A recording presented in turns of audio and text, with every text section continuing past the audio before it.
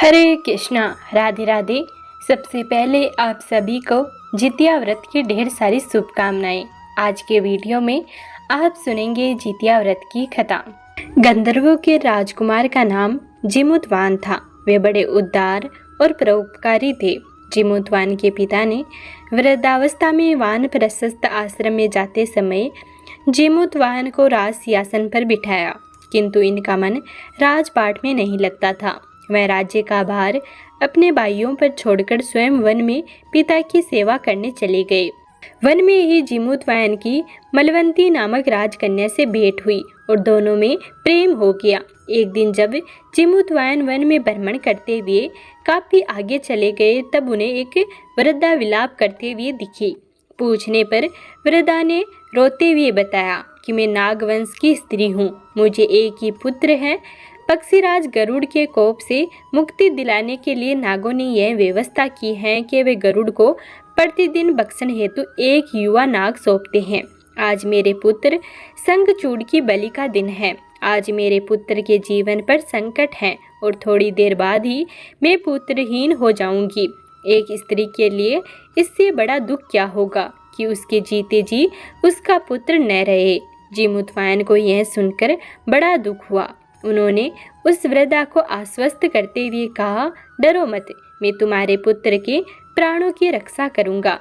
आज उसके स्थान पर मैं स्वयं अपने आप को उसके लाल कपड़े में ढककर वंदे शिला पर लेटूंगा ताकि गरुड़ मुझे खा जाए, पर तुम्हारा पुत्र बच जाएगा। इतना कहकर जिमुतवान ने शंखचूड़ के हाथ से लाल कपड़ा ले लिया और वे उसे लपेटकर गरुड़ को बलि देने के लिए चुनी गई वंदे शिला पर लेट गए। नियत समय पर गरुड़ बड़े वेग से आए और वे लाल कपड़े में ढके जिमुतवान को पंजे में दबोचकर पहाड़ के शिखर पर जाकर बैठ गए। गरुड़ ने अपनी कठोर चोंच का प्रहार किया और जिमुतवान के शरीर से मांस का बड़ा हिस्सा नोच लिया। इसकी पीड़ा से जिमुतवान की आंखों से आंसू बह निकले। वह दर्द से कहराने लगे।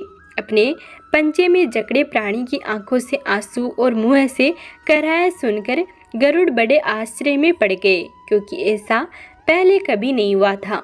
उन्होंने जिमुतवान से उनका परिचय पूछा। जिमुतवान ने सारा किस्सा कह सुनाया कि कैसे एक स्त्री के पुत्र की रक्षा के लिए वह अपने प्राण देने आए हैं और कहने लगे कि आप मुझे खाकर अपनी भूख शांत करें। गरुड़ उनकी बहादुरी और दूसरे की प्राण रक्षा के लिए स्वयं का बलिदान देने की हिम्मत से बहुत प्रभावित हुए। उन्हें स्वयं पर पछतावा होने लगा।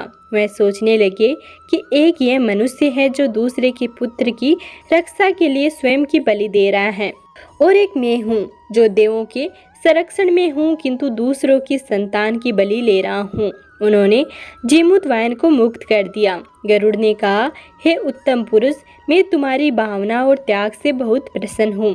मैंने तुम्हारे शरीर पर जो घाव किए हैं उसे ठीक कर देता हूँ। तुम अपनी प्रसन्नता के लिए मुझसे कोई वरदान लो। राजा जिमुतवान ने कहा कि हे पक्षीराज, आप तो सर्वसमर्थ हैं। यदि आप प्रसन्न हैं और वरदान देना चाहते हैं तो आप सर्पों को अपना आहार बनाना छोड़ दें और आपने अब तक जितने भी प्राण लिए हैं उन्हें जीवनदान प्रदान करें। गरुड़ ने सबको जीवनदान दे दिया और नागों की बलि न लेने का वरदान भी दिया। इस प्रकार भगवान जिमुतवान के साथ से नाग जाति की रक्षा हुई। गरुड़ ने कहा कि तुम्हारी जैसी इच्छा वैसा ही होगा। हे राजा, जो स्त्री तुम्हारे इस बलिदान की कथा सुनेगी और विधि पूर्वक व्रत का पालन करेगी, उसकी संतान मृत्यु के मुख से भी निकल आएगी। तब से ही पुत्र की रक्षा हेतु जिमुतवान की पूजा प्रथा शुरू हुई। यह कथा कैलाश पर्वत पर भगवान शंकर ने माता पार्वती को सुनाई थी। अब सुनिए दूसरी कहानी। एक समय की बात है, किसी वन में एक चील तथा सियारिन रहती थी। चील तथा सियारिन में गहरी मित्रता थी। चील तथा सियारिन दोनों एक काम को मिल बांट के करती थी और प्रेम भाव से रहती थी। एक बार कुछ महिलाएं जंगल में आई और वह किसी जीवित पुत्री का व्रत की आपस में बात कर रही थी। यह सब देखकर चील के मन में जिज्ञासा जाग गई। वह महिलाओं के पास गई और व्रत के बारे में पूछने लगी। महिलाओं ने जितिया व्रत के बारे में चील को बताया। चील तुरंत अपने मित्र सियारिन के पास गई और उसको जितिया व्रत के बारे में बताया। व्रत को बताने के बाद चील तथा सियारिन ने निर्णय किया कि वे दोनों भी जितिया माता का व्रत और पूजा विधि विधान से करेंगे। चील तथा सियारिन ने जितिया माता का व्रत का संकल्प लिया और शाम को पूजा की। पूजा के बाद ही चील और सियारिन को भूख लगने लगी। सियारिन अपनी भूख बर्दाश्त न कर सकी और वह जंगल में जाकर शिकार करने चली गई। सियारिन जब मांस को खा रही थी तब चील ने उसे देख लिया और व्रत तोड़ने पर सियारिन को बहुत डांटा, लेकिन चील ने अपना व्रत नहीं तोड़ा और वह सच्चे मन से जितिया व्रत को पूर्ण किया। अगले जन्म में सियारिन और चील का जन्म बहन के रूप में एक प्रतापी राजा के यहाँ हुआ। सियारिन का विवाह एक राजकुमार से तथा चील का विवाह एक राज्य मंत्री के पुत्र से हुआ। कुछ समय बीता तो सियारिन ने एक पुत्र को जन्म दिया। जन्म के कुछ दिन बाद ही उसके पुत्र की मृत्यु हो गई। सियारिन के पुत्र की मृत्यु के बाद उसकी बहन चील ने भी एक पुत्र को जन्म दिया जो जीवित तथा स्वस्थ था। यह देखकर सियारिन को अपनी बहन चील से ईर्ष्या होने लगी। सियारिन ने अपनी बहन के पुत्र तथा पति को जान से मरवाने की कोशिश की, परंतु दोनों ही बच गए। एक दिन देवी माँ सियारिन के स्वप्न में आई और उन्होंने सियारिन से कहा, यह तुम्हारे पूर्व जन्म के कर्म का फल है। अगर तुम इसे ठीक करना चाहती हो तो माँ जितिया की व्रत और उपासना करो। प्रातःकाल उठकर स्वप्न के बारे में सियारिन ने अपने पति को बताया। सियारिन के पति ने यह सुनकर सियारिन को व्रत करने की अनुमति दे दी और उसकी बहन चील से माफ़ी मांगने को बोला। इसके बाद सियारिन अपनी बहन चील के घर गई और उससे अपनी गलतियों की माफ़ी मांगी। सियारिन को उसकी गलतियों का पछतावा करते देखकर चील ने उसे माफ़ कर दिया। अगले साल जितिया व्रत पड़ा। यह व्रत सियारिन और उसकी बहन चील दोनों ने एक साथ रखा। माता जितिया सियारिन के व्रत से प्रसन्न हुई और उसको पुत्र प्राप्ति का आशीर्वाद दिया। कुछ दिनों बाद ही सियारिन ने एक सुंदर बालक को जन्म दिया। अब दोनों बहनें प्रेम भाव से खुशी खुशी रहने लगी। अब जानिए पूजा विधि के बारे में। जितिया व्रत वाले दिन प्रातःकाल जल्दी उठकर स्नान आदि से निवृत्त हो जाए और व्रत का संकल्प लेते हुए अपनी संतान की लंबी आयु, सुरक्षा और उन्नति की कामना करे। वैसे तो यह पूजा नदी, जलाशय या किसी पोखर के साथ ही की जाती है। के पास की जाती है, लेकिन अगर आप घर में पूजा कर रहे हैं तो पूजा स्थल को अच्छे से साफ कर ले और गंगाजल छिड़क कर शुद्ध कर ले। इसके बाद पूजा के लिए आप भगवान जी की प्रतिमा की स्थापना के लिए चौकी लगाए।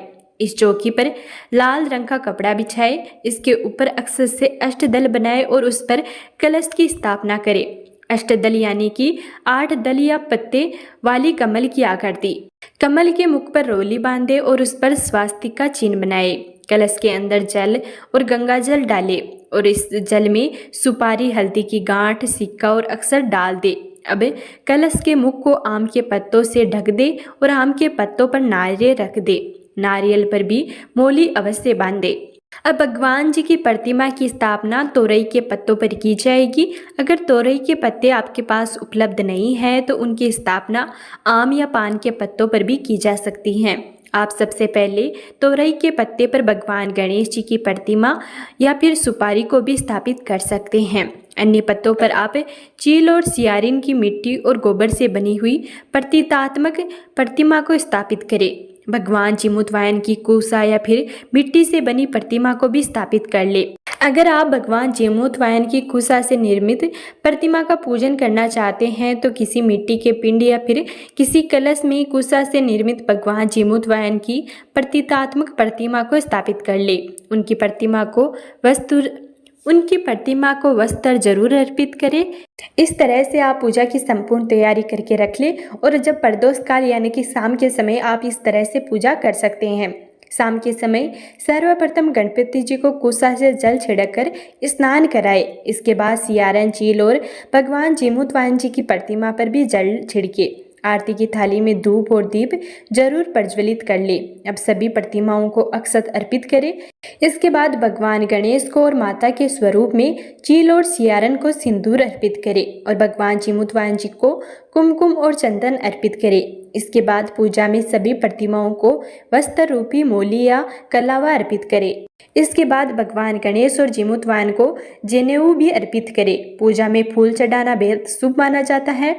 इसलिए सभी प्रतिमाओं और कलश को पुष्प चढ़ाए। भगवान जीमूतवाहन को सफ़ेद रंग के फूलों की माला पहनाए और गणपति जी को आप लाल या पीले रंग के फूल और माला पहना सकते हैं। इसके बाद बात है तो भगवान को भोग अर्पित करने की, तो आप घर के पारंपरिक रूप से बनने वाला भोजन भगवान को अर्पित करें, साथ ही उन्हें मिठाई और फल भी अवश्य अर्पित करें। पूजा में चील और सियारन की पूजा माता के स्वरूप में की जा रही है, तो उन्हें श्रृंगार की सामग्री भी चढ़ाएं। और चूंकि यह पूजा संतानों के लिए की जाती है, इसलिए पूजा में बच्चों के खिलौने भी भगवान के समक्ष अर्पित किए जाते हैं। तो ये थी जितिया व्रत पर सुनी जाने वाली कहानियाँ। अगर आपको वीडियो पसंद आया हो तो प्लीज़ वीडियो को लाइक कर कमेंट करके ज़रूर बताएं। और अगर आपने अभी तक हमारे चैनल को सब्सक्राइब नहीं किया है तो प्लीज़ सब्सक्राइब कर लें।